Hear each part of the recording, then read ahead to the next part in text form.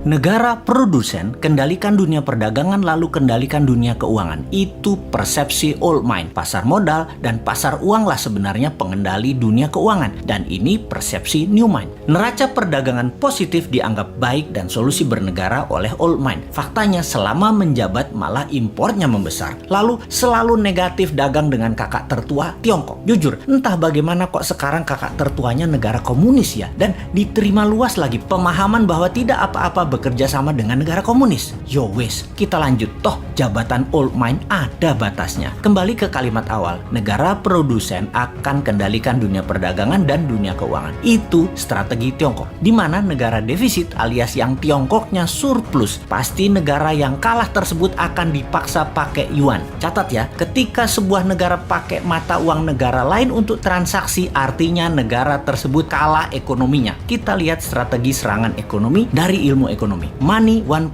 adalah uang hanya sebagai alat bayar pelancar transaksi. Kemudian uang menjadi alat modal yang disebut money 2.0. Kemudian uang menjadi alat kendali ekonomi disebut money 3.0. Salah satunya debt trap. Yang Tiongkok lakukan pintar. Dari money 1.0 langsung ke 3.0.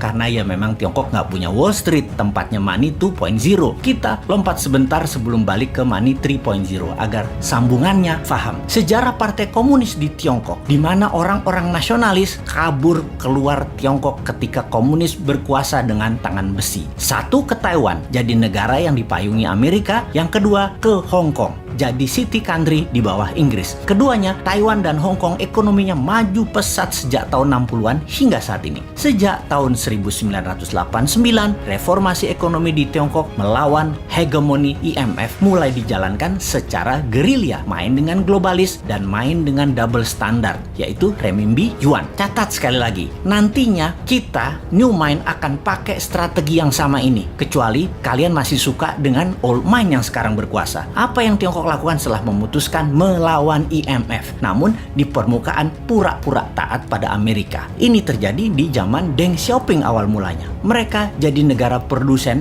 buruh murah. Maklun mengerjakan sebagai tukang jahit apa saja yang disuruh globalis. Lalu perlahan menggeser dari maklun tukang jahit menjadi negara produsen. Maklun ini adalah strategi agar terjadi pembiasaan. Ketika awal menjadi negara produsen, Tiongkok mengizinkan pemalsuan atau kopi atau tiru merek-merek ternama dunia untuk beredar di dalam negerinya. Semakin mahir, maka mulai negara membiayai sektor hulu produsen, pabrik-pabrik dengan uang renminbi yang uang tersebut tidak boleh beredar di luar negeri, hanya boleh beredar di Tiongkok. Inilah awal tahun 90-an mereka lakukan ini semua secara masif, secara gila-gilaan. Apa saja dibangun. Dan setelah menjadi pengendali produksi, mulai ekspansi di tahun 2013 dengan strategi BRI, yaitu Belt Road Initiative. Perlu banyak negara yang harus dikendalikan oleh Tiongkok. Perlu banyak negara yang penduduknya lapar dan pemimpinnya lemah agar mudah dikendalikan agar membeli barang-barang Tiongkok dan menggunakan mata uang Tiongkok. Awalnya dengan memberi pinjaman. Namun bukan uang tetapi barang, seperti jalanan dibangunin. Pokoknya jadi barang. Jembatan dibangun jadi barang, pelabuhan, bandara, jaringan kereta api yang semuanya punya kesamaan, yaitu pelancar jalur angkutan barang guna menciptakan ketergantungan terhadap produk Tiongkok dan kelancaran distribusi barang. Kemudian kendali atas pasar yang kebetulan semua bergeser ke digital. Jadi strateginya adalah beli dan ambil semua jaringan marketplace milik pengusaha lokal sebuah negara agar isi produknya adalah barang-barang buatan Tiongkok. Begitu sudah tercapai ketiganya, maka tahap keempat, mata uang Tiongkok dipakai sebagai alat transaksi. Pertama, sebatas transaksi dua negara. Nanti tahap kelima sampai ke pasar-pasar tradisional bisa pakai yuan. Ingat, ketika keluar negeri, yuan yang disebut. Itu membedakan asal uang itu. Walau kalau ditanya di Tiongkok, bagi mereka sama itu yuan atau renminbi. Namun kita pahamlah, kita kan ngerti bernegara, ngerti bagaimana Tiongkok bermain, dan ngerti cara memainkannya. Sayang aja masih sedikit yang percaya